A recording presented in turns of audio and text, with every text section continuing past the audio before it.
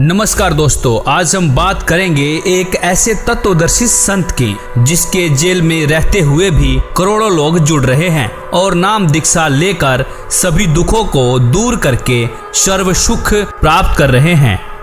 आज हम जानेंगे वही तत्वदर्शी संत रामपाल जी महाराज जेल में क्यों हैं और प्रमाणित करके दिखाएंगे कि ब्रह्मा विष्णु महेश की उत्पत्ति कैसे हुई, माता दुर्गा और ब्रह्म का क्या संबंध है, वेदों के अनुसार सृष्टि का रचयिता और सर्वोच्च परमात्मा कौन है, पूर्ण मोक्ष मार्ग तथा प्रमाणित भक्ति विधि क्या है। दोस्तों, आज हम ये भी जानेंगे कि अक्सर शादी में फेरों के समय पंडितों के द्वारा बोले जाने वाला मंत्र कश्यप गोत्री कश्यप गोत्रा मंत्र का रहस्य क्या है। दोस्तों, हमारा इतिहास गवाह है जो सत्य के मार्ग पर चला, उसके साथ ये नकली विद्वान असुर स्वभाव वाले धूर और मूर्ख लोगों द्वारा राजा और प्रजा को गुमराह करके महापुरुषों पर जुल्म करते आ रहे हैं और सच्चाई जानने के बाद जनता ने उन्हें पलकों पर बिठाया। जैसे श्री राम जी, श्री कृष्ण जी को पूरे जीवन संघर्ष करना पड़ा, सुकरात जी को जहर दे दिया गया, ईसा जी को क्रश करवा दिया गया, गांधी जी को कई बार जेल जाना पड़ा, गुरु नानक देव जी पानी पर चल सकते थे, अन्य लोकों में भी जा सकते थे, फिर भी बाबर की जेल में 7 महीना 17 दिन रहे। आखिर क्यों? लगभग 600 साल पहले कबीर साहब को इन धूर्त लोगों ने मारा, काटा, जलाया, खूनी हाथी के सामने डाला, गोले मारे थे और पूर्ण समर्थ होते हुए भी उन्होंने किसी का अहित नहीं किया। उसी प्रकार अब संत रामपाल जी को सत्य बोलने का इनाम दिया जा रहा है, लेकिन सत्य को कुछ दिन दबाया जा सकता है, मिटाया नहीं जा सकता। और वो समय अब आने दो जब जनता जवाब मांगेगी कि हमारे धर्म ग्रंथों में लिखा क्या है और हमें इन नकली विद्वानों ने अब तक बताया क्या है। तब छिपने को जगह भी नहीं मिलेगी। और रही बात संत रामपाल जी की जेल की, तो जिसकी बात उसकी सीधी सी बात, जिसके पास ताकत होती है सरकार उससे डरती है। क्यों यहाँ मत कहे कि हम क्या करेंगे, भाई ये करना चाहिए वो करना चाहिए, मत करें, करके दिखाएं। संत रामपाल जी और आर्य समाजियों के बीच सत्यार्थ प्रकाश और पवित्र वेदों को लेकर आध्यात्मिक ज्ञान चर्चा न्यूज़पेपरों के माध्यम से शुरू की गई। लेकिन जब संत जी के तर्कों का जवाब आर्य समाजी देने में असमर्थ रहे तो आर्य समाजियों ने ज्ञान का उत्तर ज्ञान से न देकर हिंसा का रास्ता अपनाया और अनेक मिथ्या कहानी बनाकर के जनता व मुख्यमंत्री को भ्रमित करके सन 2006 में क्रोथा आश्रम पर आक्रमण कर दिया और संत रामपाल जी पर झूठे मुकदमे बनाकर जेल में डाल दिया गया। और उसी समय से संत रामपाल जी अपने ऊपर लगे आरोपों की सीबीआई जांच की मांग कर रहे हैं, लेकिन आज तक जांच नहीं हुई। आखिर क्यों? मैं चाहता हूं कि कोई अपने आप को आर्य समाजी कहने लग जाए, इससे वो आर्य समाज के लोग नहीं हो जाते। यदि उनके वाणी और चरित्र में वो बात नहीं है तो मैं उनको आर्य समाजी नहीं मानता। जिस प्रकार की भड़काऊ भाषा बोल रहे हैं, जिस तरह का भड़काऊ काम वो कर रहे हैं, कानून अपने हाथ में लेकर क्रोथा कांड करवा दिया गया।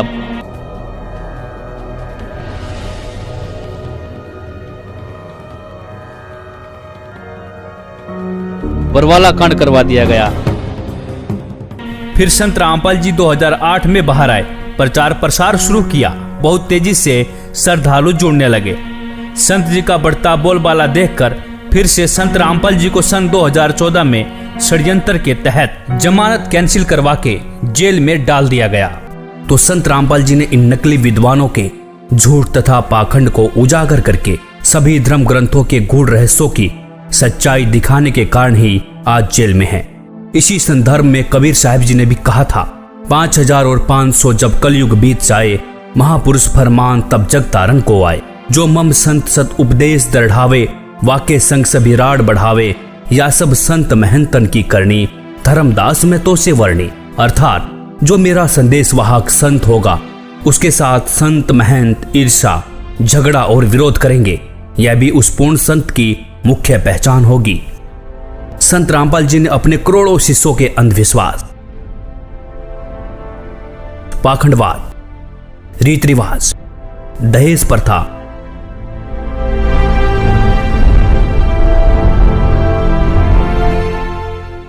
नशाखोरी, मांसाहार, आन उपासना तथा जाति धर्म आदि सामाजिक बुराइयों को पूर्ण रूप से समाप्त कर दिया है।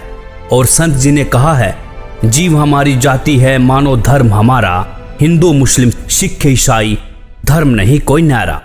और इसके साथ ही संत रामपाल जी ने सन 2012 में विश्व के सभी धर्म गुरुओं को आध्यात्मिक ज्ञान चर्चा के लिए आमंत्रित किया था और कई धर्म गुरुओं की सच्चाई से भी रूबरू करवाया था। यह सिद्ध भी किया था कि इन सभी गुरुओं की भक्ति विधि शास्त्र विरुद्ध है और गीता जी के अध्याय 16 के श्लोक 23 में भी लिखा है कि शास्त्र विधि को त्याग कर मनमाना आचरण करने से साधक को कोई भी लाभ नहीं मिलता है। कबीर साहिब जी ने भी कहा था, कबीर करनी तज कथनी कथे अज्ञानी दिन रात, कुकर जो भोकत फिरे सुनी सुनाई बात। गरीब कथनी के सूरे घने कथे अटंबर ज्ञान, बाहर जवाब आवे नहीं लीद करे मैदान। जिस समय जाकिर नायक ने विश्व के सभी धर्म गुरुओं को शास्त्रार्थ के लिए खुला चैलेंज किया था, तब कोई भी धर्म का ठेकेदार सामने नहीं आया जो जाकिर नायक की चुनौती को स्वीकार कर सकता था। तब संत रामपाल जी ने ही डॉक्टर जाकिर नायक की खुली चुनौती को स्वीकार करके 10 पॉइंटों पर झूठा सिद्ध करने की खुली चुनौती दी थी। अब हम आपको दिखाते हैं डॉक्टर जाकिर नायक की खुली चुनौती, देखिए वीडियो के माध्यम से। भारत के सभी राजनेताओं, स्वामियों, धर्मगुरुओं और शंकराचार्यों को मुसलमान धर्म के प्रवक्ता डॉक्टर जाकिर नायक की खुली चुनौती। ये चैलेंज है, कोई भी शख्स हिंदुस्तान में हो, मिनिस्टर हों दो, कोई भी स्वामी हों दो, कोई भी शंकराचार्य हों दो, इंशाल्लाह मैं तालिबे इल्म हूँ इस्लाम और दीगर मज़हब का। मैं तस्लीम करता हूँ कि डिबेट होना चाहिए, मैं उनसे डिस्कशन करता हूँ, अगर मुझे गलत साबित करो मैं बदलने को तैयार हूँ। ये मुसलमान की जबान है, हम जब जबान देते हैं उसका पालन करते हैं। संत रामपाल जी महाराज ने स्वीकार की मुस्लिम धर्म प्रवक्ता डॉक्टर जाकिर नायक की चुनौती। डॉक्टर जाकिर नायक के इस चैलेंज को स्वीकार करता हूँ, लेकिन अपने उस वायदे को याद रखना जिसमें कहा है कि जो मुझे झूठा सिद्ध कर देगा, गलत सिद्ध कर देगा, मैं अपने आप को बदल लूँगा। चैलेंज आपको 10 पॉइंटों पर झूठा कर दूंगा सिद्ध, और कभी भी आकर के वो आध्यात्मिक ज्ञान चर्चा कर सकते हैं। और वो डॉक्टर जाकिर नायक अब तक संत जी के सामने नहीं आया। अब परमात्मा ने आके विकल्प बताया, वो हमने सुना नहीं, क्योंकि नकलियों ने सुनने नहीं दिया। नकली गुरुओं ने जो आज भी पंजे अड़ाना चाहते हैं, लेकिन अब इनके पंजे उखड़ जाएंगे, अब नहीं टेक पाएंगे, क्योंकि जनता शिक्षित है कि और ज्ञान सब ज्ञान डी, कबीर ज्ञान सो ज्ञान, और जैसे घोड़ा तोब कायम करता चले मैदान। और जो लोग कहते हैं कि संत रामपाल जी हिंदू विरोधी हैं, उन्हीं संत रामपाल जी ने ही इन धर्म के ठेकेदारों की लाज बचाई थी और यह सिद्ध किया कि सभी देवी देवता अपनी अपनी शक्ति के आधार पर स्वामी हैं, प्रभु हैं, भगवान हैं, साहब हैं। जैसे हमारे देश में MP, मंत्री, मुख्यमंत्री, प्रधानमंत्री, राष्ट्रपति हैं। अब मंत्री या मुख्यमंत्री को कोई राष्ट्रपति कहे, वो व्यक्ति महामूर्ख है, और ज्ञानी और अज्ञानी में यही अंतर है। दोस्तों, वास्तविकता ये है, संत रामपाल जी हिंदू विरोधी नहीं हैं। संत रामपाल जी तो धर्म ग्रंथों की वास्तविक सच्चाई दिखाकर शास्त्र अनुसार साधना सच्चे मंत्रों के आधार पर बताते हैं, और श्री ब्रह्मा जी, विष्णु जी, महेश जी, गणेश जी, दुर्गा जी ब्रह्म, परब्रह्म और पूर्ण ब्रह्म की प्रमाणित भक्ति विधि से साधना कराते हैं। शास्त्र अनुकूल साधना होने से साधक को सर्व सुख प्राप्त होते हैं, और इस भक्ति विधि से लाखों भक्तों को कैंसर, एड्स जैसी बीमारियों से जीवन दान मिल चुका है, और साधक इस विधि से पूर्ण मोक्ष का अधिकारी हो जाता है। अब हम प्रमाणित करके दिखाएंगे कि ब्रह्मा, विष्णु, महेश की उत्पत्ति कैसे हुई, माता दुर्गा और ब्रह्म का क्या संबंध है, और सर्वोच्च परमात्मा कौन है, पूर्ण मोक्ष मार्ग और प्रमाणित भक्ति विधि क्या है। प्रकाशित केवल हिंदी वाली में ब्रह्मा जी बता रहे हैं अपने पुत्र नारद को, ये संस्कृत शिवपुराण पृष्ठ 98 पे है। ये सब बताते हुए कि सृष्टि की रचना किसने की। यहाँ आ जाते हैं, जिस परब्रह्म के विषय में ज्ञान और अज्ञान से पूर्ण उक्तियों द्वारा इस प्रकार विकल्प किए जाते हैं, उसने कुछ काल के बाद, कुछ समय के बाद द्वितीय की इच्छा प्रकट की, उसके भीतर एक से अनेक होने के संकल्प उदित हुए। तब उस निराकार परमात्मा ने अपनी लीला शक्ति से अपने लिए एक मूर्ति की कल्पना की, और जो मूर्ति रहित परम ब्रह्म है उसकी मूर्ति कौन है, ये 100 पृष्ठ पे पढ़ रहे हैं हम, 100 पृष्ठ पे। भगवान सदाशिव हैं, ये काल है सदाशिव। अर्वाचीन और प्राचीन विद्वान उन्हीं को ईश्वर कहते हैं। उस समय एकाएकी रहकर सब इच्छा अनुसार विहार करने वाले उन सदाशिव ने अपने विग्रह से, अपने शरीर से स्वयं ही एक स्वरूप भूता शक्ति की सृष्टि की, जो उनके अपने श्रीअंग से कभी अलग होने वाली नहीं थी। उस पराशक्ति को प्रधान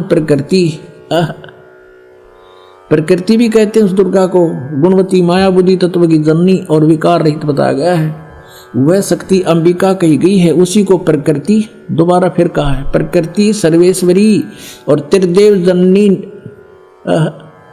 नित्या और मूल कारण भी कहते हैं। सदाशिव द्वारा प्रकट की गई उस प्रकृति के 8 भुजाएं, ये प्रकृति दुर्गा को कहते हैं। कति स्पष्ट हो गया। वे जो सदाशिव हैं उन्हें परम पुरुष शिव शंभु और महेश्वर कहते हैं। 101 पृष्ठ पर हम चल रहे हैं, रुद्र संहिता, गीता प्रेस गोरखपुर से प्रकाशित। वे अपने सारे अंगों पर भस्म रमाए रहते हैं। उन काल रूपी ब्रह्म ने एक ही समय, ये काल रूपी ब्रह्म है, ये काल रूपी ब्रह्म, ये काल है, काल रूपी ब्रह्म ने एक ही समय शक्ति के साथ शिवलोक नामक क्षेत्र का निर्माण किया। अब मैं क्या बताना चाहता हूँ आपको, वे प्रिय और प्रियतम रूप शक्ति और शिवा, ये पति पत्नी रूप में उस काशी में रहते हैं। देवर से एक समय उस आनंद मन में रमण करते हुए शिवा और शिव के मन में यह इच्छा हुई कि किसी दूसरे की पुरुष की भी सृष्टि करनी चाहिए, जिस पर यह सृष्टि संचालन का महान भार रखकर हम दोनों केवल काशी में रहकर स्वेच्छा अनुसार विचरे और निर्वाण धारण करें। शिव बोले, वत्स व्यापक होने से तुम्हारा विष्णु नाम विख्यात हुआ। भगवान ब्रह्मा जी कहते हैं, देवर से तत्पश्चात कल्याणकारी परमेश्वर सांब सदाशिव ने पूर्व प्रयत्न करके मुझे अपने दाहिने अंग से उत्पन्न किया। जिस प्रकार विष्णु किया वैसे मैं किया, मेरा बेहोश कर दिया। पुण्यात्माओं, ये स्पष्ट हो गया कि दुर्गा को प्रकृति कहते हैं। श्रीमद् देवी भागवत सचित्र मोटा टाइप, केवल हिंदी, गीता प्रेस गोरखपुर। इसके तीसरे स्कंद में 123 पृष्ठ पे है।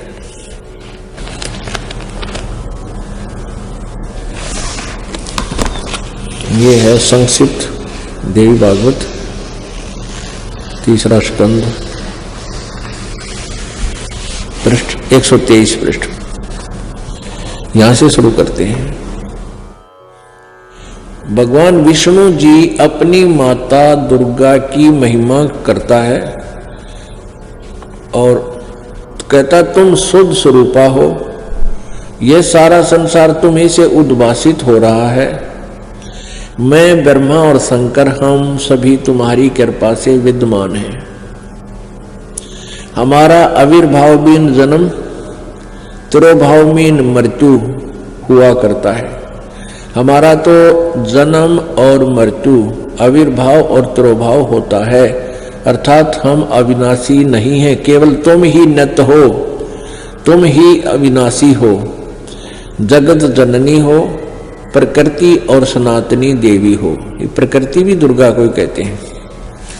अब यहां देखिएगा, भगवान शंकर बोले, देवी यदि महाभाग विष्णु तुम्हीं से उत्पन्न हुए हैं, प्रकट हुए हैं, तो उनके बाद उत्पन्न होने वाले ब्रह्मा भी तुम्हारे ही बालक हुए। फिर मैं तमोगुनी लीला करने वाला शंकर क्या तुम्हारी संतान नहीं हुआ? अर्थात मुझे भी उत्पन्न करने वाली तुम ही हो। शिवे, संपूर्ण संसार की सृष्टि करने में तुम बड़ी चतुर हो। इस संसार की सृष्टि, स्थिति और संहार में तुम्हारे गुण सदा समर्थ हैं। उन्हीं तीनों गुणों से उत्पन्न हम ब्रह्मा, विष्णु एवं शंकर, यानी रजगुण ब्रह्मा, सतगुण विष्णु, तमगुण शिवजी शंकर नियम अनुसार कार्य में तत्पर रहते हैं। देखिएगा, अब इसके हम फिर आते हैं 7वें स्कंद में, और इसमें स्पष्ट लिखा है, गीता जी अध्याय नंबर 7 के श्लोक नंबर 4-5 में इकट्ठा किया है कि मेरी 2 प्रकार की प्रकृति है। एक तो जड़ प्रकृति ये जड़ प्रकृति, और इससे दूसरी है वो जीव रूपा, यानी यह प्रकृति दुर्गा है मेरी। और 14वें अध्याय के अपने आत्मा में थोड़ा कंसेप्ट क्लियर हो जाए, क्योंकि बार बार नहीं मिलता ये समय जो आज रजा बख्शी भगवान ने। 3, 4, 5 में ही देखिएगा, अध्याय नंबर 14 श्रीमद् भगवत गीता, और यहाँ देखिएगा 3रा श्लोक। हे अर्जुन, मेरी महत ब्रह्म रूप मूल प्रकृति संपूर्ण भूतों की यानी प्राणियों की योनि है, अर्थात गर्भाधान स्थान है, और मैं सबका पिता हूँ। मैं उस योनि में गर्भ को स्थापन करता हूँ, गर्भम दधामी। उसके संयोग से इन्होंने कुछ अपना बना रखा, सब भूतों की उत्पत्ति यानी प्राणियों की उत्पत्ति होती है। 4 में क्या कहा है? हे अर्जुन, नाना प्रकार की शरीरों में योनियों में जितने भी मूर्तियां अर्थात शरीरधारी प्राणी उत्पन्न होते हैं, प्रकृति तो उन सब की माता है, गर्भ धारण करने वाली माता, और मैं बीज स्थापन करने वाला पिता हूँ। 5वें में क्या कहा है? हे अर्जुन, सतगुण रजगुण और तमगुण ये प्रकृति से उत्पन्न, दुर्गा से उत्पन्न, प्रकृति संभवा, रजगुण ब्रह्मा, सतगुण विष्णु, तमगुण शिव जी, दुर्गा से उत्पन्न तीनों गुण अविनाशी जीव आत्मा को शरीर में बांधते हैं। ये कहेंगे तो ये रोक रहे हैं तीनों, ब्रह्मा विष्णु महेश कर्मानुसार, और परमात्मा कहते नहीं, ये 5 मिलकर प्रपंच बना रखा है, हमारी बात को समझ लेना, इनकी बातों में मत आना। अब परमात्मा कहते हैं कि इन 5 ने मिलकर ब्रह्मा विष्णु महेश माया दुर्गा और ये काल कहिए, इन 5 ने मिलकर ये प्रपंच बना रखा है। वाणी हमारी लइए, हमारे ज्ञान को गहराई से समझना। अब देखते हैं वेदों के अनुसार सृष्टि की रचना और माता दुर्गा अष्टंगी व ज्योति निरंजन ब्रह्म की उत्पत्ति किसने की? अथर्ववेद भाषा भाष्य, भाष्यकार है 3 ने, ये जय प्रदजे विद्वानस्य बंधु विश्वा देवानाम जनीमा विभक्ति ब्रह्मे ब्रह्मणे उद्भारे मध्यात नीचे ऊंचे सवधा अभी प्रतस्थो। सर्वप्रथम देवताओं व ब्रह्मांडों की उत्पत्ति के ज्ञान को जिज्ञासु भक्त का, विद्वानस्य जो बंधु यानी वास्तविक साथी अर्थात पूर्ण परमात्मा है, अपने निज सेवक को, अपने जनीमा अपने द्वारा सर्जन किए हुए को विभक्ति स्वयं ही ठीक ठीक विस्तार पूर्वक बताता है। अपने द्वारा रची सृष्टि को वो स्वयं ही बताता है कि ब्रह्म ने यानी पूर्ण परमात्मा ने मध्यात अपने मध्य से अर्थात सबद शक्ति से ब्रह्म है माने ब्रह्म क्षर पुरुष अर्थात काल को उद्भार माने उत्पन्न करके विश्व सारे संसार को अर्थात सब लोगों को ऊंचे ऊपर सतलोक आदि और नीचे परब्रह्म व ब्रह्म के सर्व ब्रह्मांड सबधा अपनी धारण करने वाली अभी आकर्षण शक्ति से प्रतस्थौ दोनों को अच्छी प्रकार स्थापित किया। कति कंसेप्ट क्लियर। उस परमात्मा ने सबसे पहले अपने वहां एक शक्ति उत्पन्न की, उस से सब ब्रह्मांडों को ठहराया और फिर उस परमात्मा पूर्ण परमात्मा आप ही आकर अपने निज साथी को विशेष भगत को बताता है। वो अपने द्वारा रची हुई सृष्टि को स्वयं ही ठीक ठीक वर्णन करता है कि पूर्ण परमात्मा ने अपने मध्य से मध्यात अपने अंदर से अपनी सबद शक्ति से इस ब्रह्म काल की उत्पत्ति की। 5वें में लिखा है कि उसी मूल मालिक से अभिअग्रम सर्वप्रथम स्थान पर आष्ट्रय अष्टंगी अर्थात दुर्गा प्रकृति देवी जनु से माने उत्पन्न हुई। सैबुद्धिन्यात आष्ट्रय जनु से, आष्ट्रय माने अष्टंगी 8 भुजा वाली दुर्गा की उत्पत्ति हुई। आष्ट्रय माने अष्टंगी माया दुर्गा अर्थात प्रकृति देवी की उत्पन्न हुई, क्योंकि नीचे के परब्रह्म और ब्रह्म के लोकों का प्रथम स्थान सतलोक है। यह तीसरा धाम भी कहलाता है। तस्य इस दुर्गा का भी मालिक यानी उसका भी पिता सम्राट राजाधिराज बृहस्पति सबसे बड़ा पति यानी परमेश्वर, वह जगत गुरु देवता परमेश्वर है। इसका भी पिता यानी मालिक, इस दुर्गा का भी मालिक वो परमात्मा ही है, जिससे सबका वियोग हुआ है, जो सबसे विमुख होकर आए हैं, वहां से बिछड़े हैं। अतः इसके बाद ज्योतिष माने ज्योत निरंजन अर्थात काल के, शुक्र माने बीज शक्ति से, जनिष्ठ दुर्गा के उदर से उत्पन्न होकर विप्रा भक्त आत्माएं, अलग से धूमंतु, धूमंत माने मनुष्य लोक और स्वर्ग लोक में ज्योति निरंजन के आदेश से दुर्गा ने कहा वसंतु, यानी स्वर्गलोक और पृथ्वी लोक पर निवास करो, निवास करने लगी। कति स्पष्ट कर रखा है।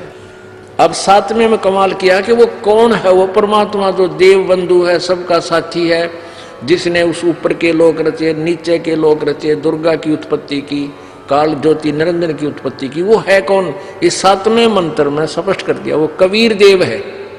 अथर्वाणम पित्रम यानी जगत, अथर्वाणम माने निश्चल अचल अविनाशी है जो, पित्रम माने सबका पिता, देव बंधु सभी पुण्यात्माओं का साथी, बृहस्पतिम जो सबसे बड़ा भगवान, नमसा यानी जो विधिवत साधना करने वाले को सुरक्षा के साथ, गच्छात माने वहां जो चले गए सतलोक में उनको ले जाने वाला, तो माने विश्वेशाम जनिता यथा से कबीर देव न दभायत सवधावान, ये कबीर देव, ये कबीर देव, वो कबीर देव है, वो कबीर प्रभु है जो अथर्वाण माने अचल अविनाशी, पितरम माने जगत पिता, देव बंधु भक्तों का वास्तविक साथी अर्थात आत्मा का आधार, बृहस्पतिम जगत गुरु, बृहस्पति माने सबसे बड़ा ज्ञानदाता परमात्मा, चै तथा नमसा विनम्र पुजारी अर्थात विधिवत साधक को सुरक्षा के साथ गच्छात सतलोक गए हुओं को सतलोक ले जाने वाला, विश्वेशाम यानी सर्व ब्रह्मांडों का की जनिता रचना करने वाला अर्थात जगदम्बा अर्थात माता के गुणों से युक्त भी युक्त, न दभायत काल की तरह धोखा न देने वाले, स्वाधावान मन स्वभाव अर्थात गुणों वाला, यथा ज्यों का त्यों अर्थात वैसा ही वह, स माने वह, तो माने आप, कबीर देव है, कबीर देव, कबीर देव भाषा बिन होने से इसे हम कबीर साहब कहते हैं, वो कबीर साहब है। और ब्राह्मण जी ने सबसे पहले श्लोक ये बोला था कि काश्यप गोत्रा काश्यप गोत्री, बाण बाईताम सर्वम बना दिए उसने, यो काश्यप गोत्रा और काश्यप गोत्री एक गोत्र के क्यों करो हम। इस तत्व ज्ञान से दास परिचित था, लेकिन उनको उस समय यह बताना उचित नहीं समझा, क्योंकि वो तो सारे फिर वो दूसरे ज्ञान से भरे हुए थे, तो मेरे वह बात समझ में आ गई रहे। सचमुच ये तो परमात्मा ने जो ज्ञान बताया उससे समझ में आती है। परमात्मा कहते हैं काश्यप गोत्रा काश्यप गोत्री पंडित शाखा लाया, और कोई तत्वेता ज्ञानी जाना यो बाण ब्याह घर लाया। कोई तत्वदर्शी संत ही जानता है कि बाण को ब्याह के घर लाया था। और इस आप किसी भी फेरे हम देख लियो, सबसे पहले ये पंडित ने बोलेंगे काश्यप गोत्रा काश्यप गोत्री, फिर और उठ पटांग बिराना के बोलिया करें। तो पहला श्लोक है इनका। अब परमात्मा की ये आगे जो लाइन है, पंक्तियां हैं, अब समझ में आएंगे आपके। क्या बताते हैं? माँ अष्टंगी पिता निरंजन, ये जम दारुण वंशन अंजन, पहले कीन निरंजन राई ही पीछे से माया उपजाई। पहले ज्योति निरंजन को अंडे से उत्पन्न किया और पीछे दुर्गा का शरीर बनाया परमात्मा ने अपनी शब्द शक्ति से, और फिर दुर्गा के रूप को देख करके, सुंदरता को देख कर ये काल उसके ऊपर वशीभूत हो गया। ये 3 पुत्र उत्पन्न किए। क्या कहते हैं? ज्ञान बोध और बोध सागर में पृष्ठ नंबर 21 पर,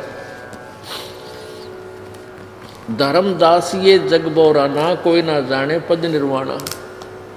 यही कारण मैं कथा पसारा, जग से कही एक राम नहीं आ रहा। ये राम है यहाँ पर।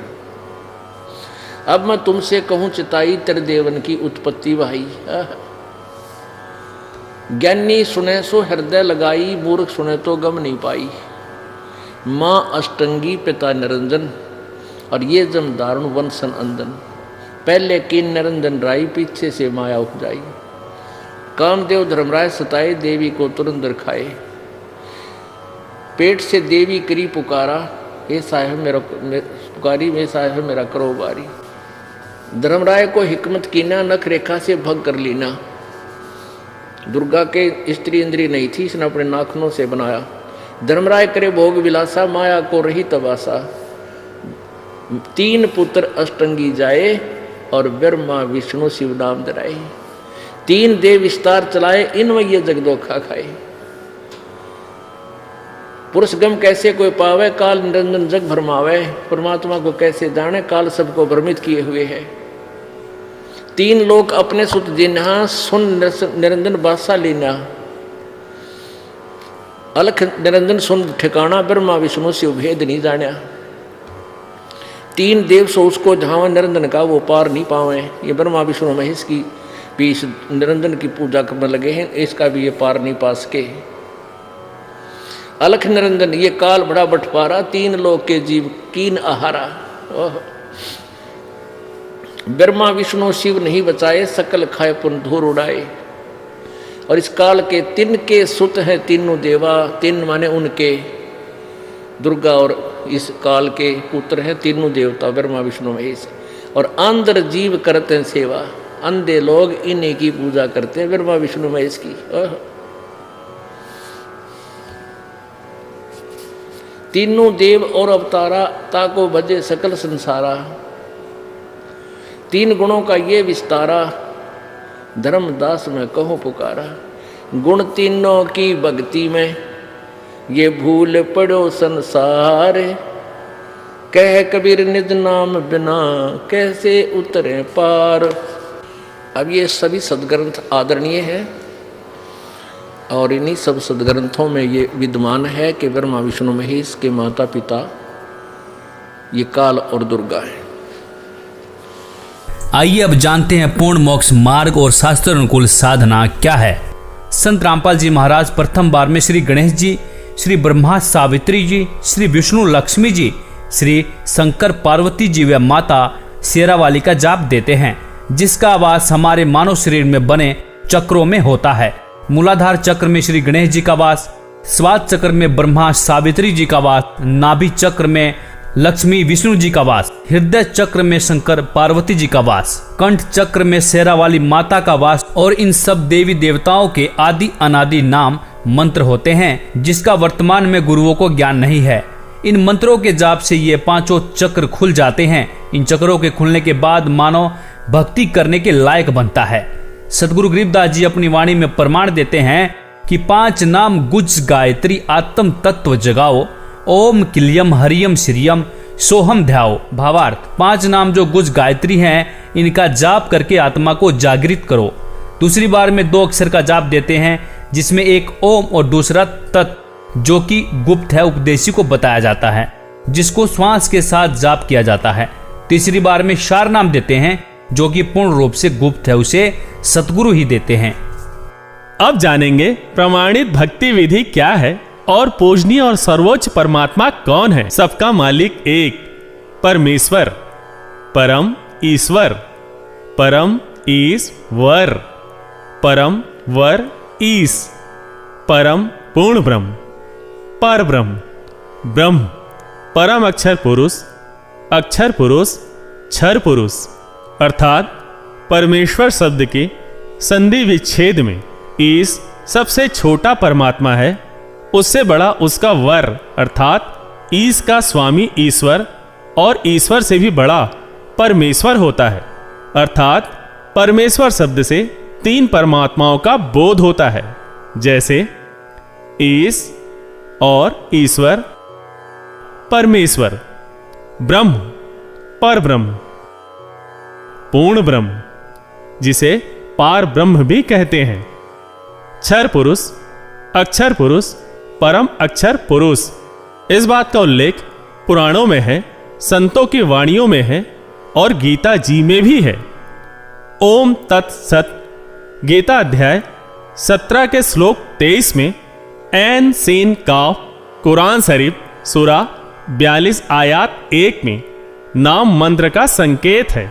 परमात्मा की वाणी है कि कबीर कोटि नाम संसार में, इनसे मुक्ति न होए, सार नाम मुक्ति का दाता, वाके जाने न कोई। संतों की वाणियों में सतनाम सार नाम का जिक्र है। वह यही 3 मंत्रों का मेल है। इस सांकेतिक मंत्र को पूर्ण रूप से जानने के लिए तत्वदर्शी संत बाखबर की खोज करनी चाहिए।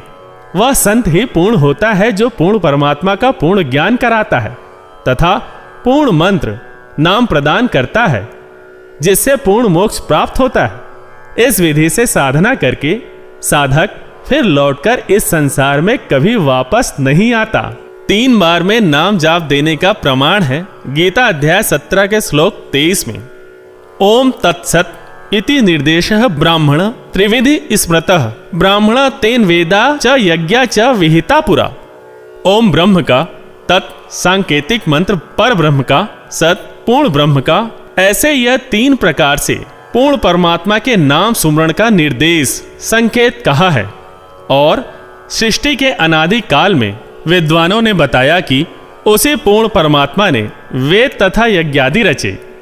संख्या नंबर 822 सामवेद उत्तार्चिक अध्याय 3 खंड 5 श्लोक नंबर 8 का भाषा भाष्य है।